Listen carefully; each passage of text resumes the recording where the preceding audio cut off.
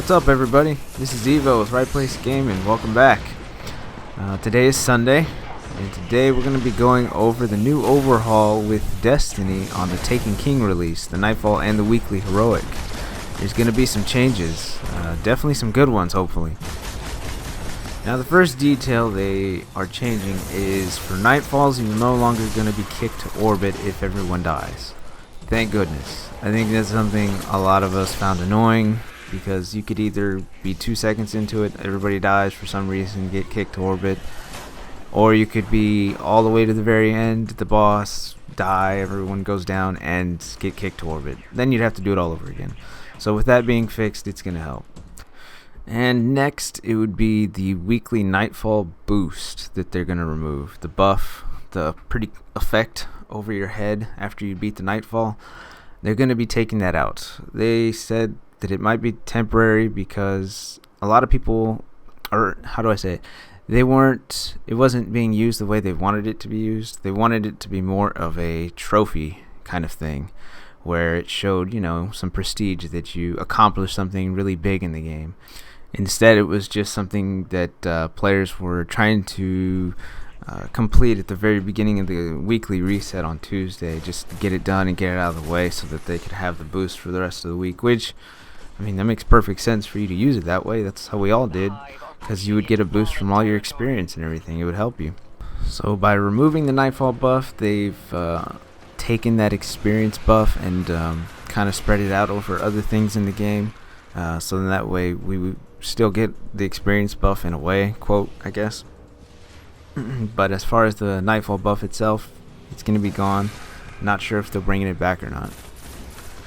And then the third change to the Nightfall is going to be when you die, there's going to be a 30-second downtime for someone to revive you. So it's just like in a raid, in normal, when you die, they have to wait 30 seconds before they can revive you. I don't mind that. I think that's kind of interesting there. That'll help give it a bit of a challenge. It's definitely better than being kicked back to orbit. That's no doubt. And then lastly is going to be the level requirements. The level requirement for Nightfalls will now be level 40. So you got to make sure your minimum is level 40. Because when you go in there, you're probably going to get spanked if you're not. And that means when the game first, or the Taken King first comes out, because no one has level 40 gear, the Nightfall is going to be very interesting to watch. So I know we'll be making a video of our Nightfall and see how crazy of a run that's going to be. That's going to be really cool. I really am excited for that. So with all those changes, that means the Nightfalls will basically be weekly heroics now. So it's pretty cool. Now, because they're going to be removing the weekly heroic strike that we have now, they're going to be replacing that with something called the Vanguard Heroic Playlist. With this Vanguard Heroic Playlist, it allows us, the players, to receive all the marks as legendary marks, because they've combined them all into one now. So this definitely helps in saving us time, unlike the old way where you had to jump from one character to the other to try and get it all completed and earn your marks up to 200, I think was the cap. This will make it definitely easier for us in the long run. And then this also applies to the daily heroic and daily PvP missions. Like I said, they're based on the account, so it'll go for all three of your characters once you complete them on just one. But I don't know, to me this kind of seems like something I would like to have on 3 different characters and do 3 times a day, because it gives you more of a chance, an extra 2 chances to get something that you were looking for. But they do say they are going to have better rewards for just that one chance at doing it, so we'll have to see what that's like. If the chances go up, then hey, maybe it's alright. I don't mind it. Now, after all these changes here, Bungie has said that in order to do all this, you would have to first confront the immediate threat, which would be Oryx. So, I'm guessing that means we're going to have to do the storyline, defeat Oryx and all that, before you get to do the Nightfall, the weekly Vanguard strikes, all that other stuff.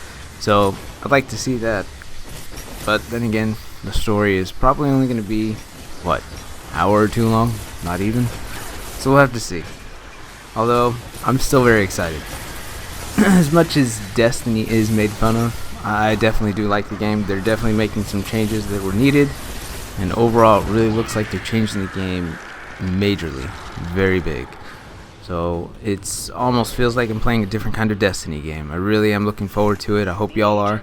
And as soon as it comes out, us here at RPG, we're going to be tossing out as much as we can to help get y'all informed so that y'all know what to do, know how to enjoy the game, how to amp up your characters, and just have fun. I hope y'all enjoyed the video. This was just a quick sum up of the changes coming to the Nightfall for Destiny. If you got any more detail, do let us know down below in the comments section. Start up a conversation. Let us know. Keep us informed. It goes both ways here. We don't claim to know everything, so if there's anything you want to tell us, let us know.